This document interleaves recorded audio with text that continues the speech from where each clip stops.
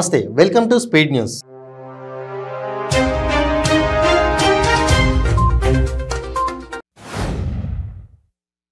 మెదక్ జిల్లాలోని టేక్మాల్ మండలం వెంకటాపురం శివారులో అర్ధరాత్రి దారుణ ఘటన చోటు చేసుకుంది. గుర్తు తెలియని వ్యక్తి అనుమానాస్పద స్థితిలో కారులో సజీవ దహనమయ్యాడు. జనగామ జిల్లాలో ఆన్లైన్ బెట్టింగ్ గేమ్ ఓ విద్యార్థి ప్రాణం తీసింది. రఘునాథపల్లి మండలం ఎల్లారెడ్డిగూడెంలో ఈ ఘటన చోటు చేసుకుంది. బైరగుని నజీర్ గౌడ్ ఇంట్లోనే ఎవరూ లేని సమయం చూసి ఉరివేసుకుని మృతి చెందాడు. చిత్తూరు జిల్లా గుడిపల్లి మండలం పెద్దూరులో జల్లికట్టు నిర్వహించారు. అయినా కూడా అధికారులు చూసి చూడనట్లు వ్యవహరిస్తున్నారని స్థానికులు ఆరోపిస్తున్నారు. చిత్తూరు జిల్లా కుప్పం గుడివల్లి మండలంలో జిలిటైన్ స్టిక్స్ ను తరలిస్తున్న వ్యక్తిని పోలీసులు అదుపులోకి తీసుకున్నారు. తమిళనాడు రాష్ట్రం నుండి అక్రమంగా కారులో కుప్పంకి జిలిటైన్ స్టిక్స్ తరలిస్తుండగా అరెస్ట్ చేశారు. ఆంధ్రప్రదేశ్ తెలుగు అకాడమీ చైర్పర్సన్ లక్ష్మీపార్వతి తిరుమల శ్రీవారిని దర్శించుకున్నారు. దర్శనానంతరం ఆలయం వెలుపల మీడియాతో మాట్లాడిన ఆమె ఏపీ రాజకీయ పరిణామాలపై ఆసక్తికర వ్యాఖ్యలు చేశారు. శ్రీ సత్యసాయి జిల్లాలో మడకశిర నియోజకవర్గం గుడిబండ మండలంలో 2 చిరుతలు హల్చల్ చేశాయి. పొలంలోని కొబ్బరి చెట్టుపై విన్యాసాలతో స్థానికులు భయభ్రాంతులకు గురయ్యారు. నన్నయ్య యూనివర్సిటీ వైస్ ఛాన్సలర్ ఎఫ్ఏసీగా జీవీఆర్ ప్రసాద్ రాజు బాధ్యతలు స్వీకరించారు. యూనివర్సిటీ సిబ్బంది ఈ కార్యక్రమానికి హాజరయ్యారు. అనకాపల్లి జిల్లా పాయకరావుపేటలో వైఎస్ఆర్ కాంగ్రెస్ పార్టీ నియోజకవర్గ విస్తృత స్థాయి సమావేశం జరిగింది. ఈ కార్యక్రమంకు ముఖ్య అతిథిగా టీటీడీ చైర్మన్, ఉత్తరాంధ్ర జిల్లాల సమన్వయకర్త వైవి సుబ్బారెడ్డి హాజరయ్యారు. డాక్టర్ నార్ల తాతారావు థర్మల్ విద్యుత్ కేంద్రం విద్యుత్ బీసీ ఉద్యోగుల సంక్షేమ సంఘం ఆధ్వర్యంలో ఎన్టీఆర్ జిల్లా ఇబ్రహీంపట్నంలో మహాత్మా జ్యోతిరావు పులే విగ్రహావిష్కరణ కార్యక్రమం జరిగింది. రాష్ట్ర విభజన నేపథ్యంలో ఆస్తుల పంపకాలపై ఏపీ ప్రభుత్వం దాఖలు చేసిన పిటిషన్ నేడు సుప్రీంకోర్టులో విచారణకు వచ్చింది.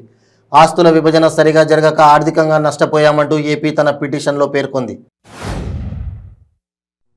రాష్ట్ర ముఖ్యమంత్రి బీఆర్ఎస్ అధినేత కేసీఆర్ రాజకీయంగా వేగం పెంచుతున్నారు. ఈ నెల 18న ఖమ్మంలో బీఆర్ఎస్ ఆధ్వర్యంలో భారీ బహిరంగ సభ నిర్వహించాలని నిర్ణయించారు. నగరంలోని వనస్థలీపురం దోపిడీ కేసులో కొత్త ట్విస్ట్ నెలకొంది. 2 కోట్లు దోపిడీ అయినట్లు అధికారులు గుర్తించారు. హవాలా డబ్బులే దోపిడీకి గురైనట్లు పోలీసులు తేల్చారు. బీజేపీ రాష్ట్ర నాయకత్వంపై బీజేపీ నాయకురాలు విజయశాంతి ట్వీట్ చేశారు. బీజేపీ తెలంగాణ అధ్యక్షుడి మార్పు ఉండదని ఆమె స్పష్టం చేసింది.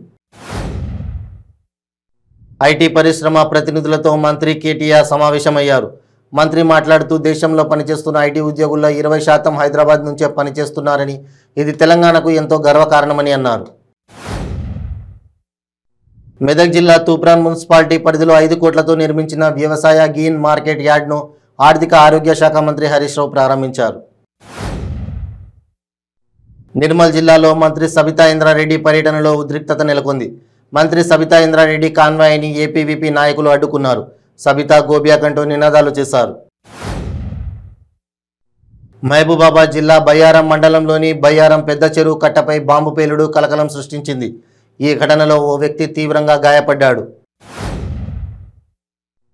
మెదక్ జిల్లా టేక్మాల్ మండలం వెంకటాపురం శివారులో కారులో వ్యక్తి సజీవ దహనం ఘటనలో మృతుడి వివరాలు వెల్లడయ్యాయి. కారులో సజీవ దహనమైన వ్యక్తి భీమ్లా తాండకు చెందిన ధర్మగా గుర్తించారు. మద్దిరాల మండల గౌడ జన హక్కుల పోరాట సమితి నూతన అధ్యక్షుడిగా చామకూర మల్లయ్య గౌడ్ను ఎన్నుకోవడం జరిగినది. మచిలీపట్నంలో ఆధునీకరించిన స్విమ్మింగ్ పూల్ నూతన జిమ్ను షాప్ చైర్మన్ బైరెడ్డి సిద్ధార్థ రెడ్డి ప్రారంభించారు. ఈ ప్రారంభోత్సవ కార్యక్రమంలో వైసీపీ యువ నాయకుడు పేర్ని కిట్టు, నగర మేయర్ మోకా వెంకటేశ్వరమ్మ తదితరులు పాల్గొన్నారు. కుప్పంలో టీడీపీ నేతల అరెస్టుల పర్వం మొదలైంది. సోమవారం ఉదయం నాటికి 4గురును అరెస్ట్ చేసినట్లు సమాచారం. సుమారు 67 మందిపై పోలీసులు కేసు నమోదు చేసినట్లు తెలుస్తోంది. రాష్ట్రంలో ఈడబ్ల్యూఎస్ రిజర్వేషన్లు పారదర్శకంగా అమలు చేయాలని మరియు ఈ రిజర్వేషన్ల ద్వారా ఎంతమందికి లబ్ధి చేకూరుతుందో శ్వేతపత్రం విడుదల చేయాలని కాకినాడ నాగమల్లితోట జంక్షన్ వద్ద విద్యార్థులు నిరసన వ్యక్తం చేశారు.